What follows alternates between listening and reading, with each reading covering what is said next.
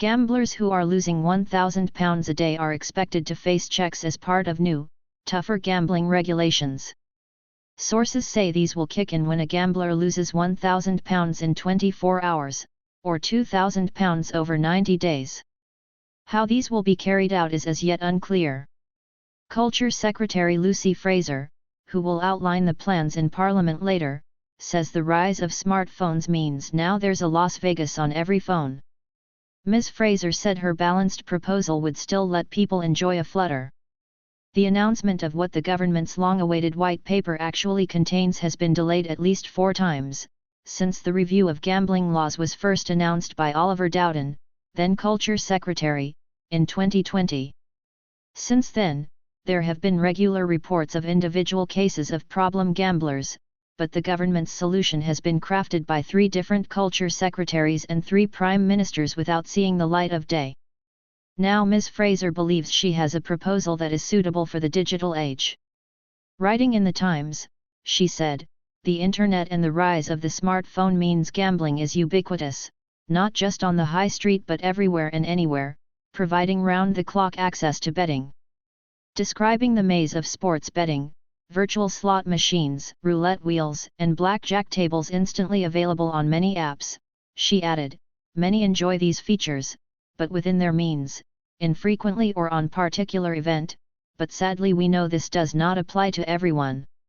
She pointed out that, for those who become addicted, their smartphone becomes a trapdoor to despair, and said that the government's new approach would protect the most vulnerable, but not get in the way of the majority of people who want to have a flutter. One of the proposals that is known about is a mandatory levy to be imposed on gambling firms, to be used to pay for addiction treatment and research. But it is not yet clear how that funding will be managed. Reform campaigners and gambling companies we have spoken to believe there will not be much change around advertising and marketing. That will be a big disappointment to campaigners who feel it is now endemic in sport. Other planned changes have been strongly welcomed by parliamentarians who have lobbied for reform. Lord Foster, chairman of Peers for Gambling Reform, said they were an important step in the right direction. Conservative MP, Ian Duncan-Smith, vice chairman of the All-Party Parliamentary Group on Gambling-Related Harm, said they will make sure we hold the government's feet to the fire to ensure these measures are implemented swiftly. The white paper is expected to include the introduction of affordability checks to protect problem gamblers. The government is also expected to consult on introducing stake limits for online slot bets, the digital version of the old slot machines. It is thought the range will be from £2 to £15, with suggestions of a lower level for those under 25. Some gambling firms including Flutter, which owns Paddy Power, Sky Bet, and Betfair, imposed slot limits of £10 from September 2021. The compulsory levy on gambling firms is expected to be 1% of net revenue and could raise £140 million a year for education, treatment, and research. At the moment, the levy is voluntary and the money is not put into the NHS, which has not wanted to accept it, for ethical reasons. The NHS has expanded its gambling-specific services in recent years. The plan, we understand, would be to use some of the money raised from the new levy for NHS treatment in future. We also believe the white paper will relax some rules on land-based casinos to level the playing field between physical and online betting. At the moment, for example, smaller casinos have limits on how many machines they can have. The number is expected to increase from 20 to 80. A spokesperson for the DCMS said, "We are determined to protect those most at risk of gambling-related harm, including young and vulnerable people." Annie Ashton's husband Luke killed himself in 2021 after struggling with a gambling addiction, losing money online. "We're just waiting for the government to put in some regulations so that it can make it safer for people who do decide to gamble," Ms. Ashton said.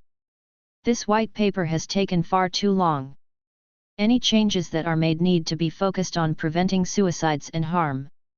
The Betting and Gaming Council's chief executive Michael Duggar told the BBC they have worked closely with government. "We want to see balanced, proportionate and effective reforms, whilst not spoiling the enjoyment of the overwhelming majority who bet perfectly safely and responsibly." Changes should also help to protect jobs and the economic contribution made by the world-leading UK regulated industry.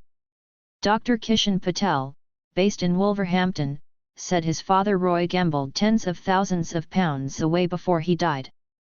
He told BBC Radio Stoke his father, who died from a heart attack in 2013, had gambled away thousands of pounds every year, meaning the family sometimes could not afford basic necessities, such as food, fuel, clothing, and transport. My experience in my childhood is, I think, dominated by gambling harm. I grew up with it, and if you can imagine, both my parents were suffering from gambling-induced poverty, he said. We as a family were all suffering from the poverty of not having funds because of gambling, because of my dad's gambling. Mr. Patel said the family had only recently managed to pay off the remainder of his father's debt. Despite his experience as a child, he said he had turned to gambling himself while at university, but had managed to stop. Since then, he has co-founded the Gambling Harm UK charity to support those suffering from the effects of gambling. Mr. Patel said there needed to be better support for problem gamblers within ethnic minority communities, to challenge the stigma within different cultures.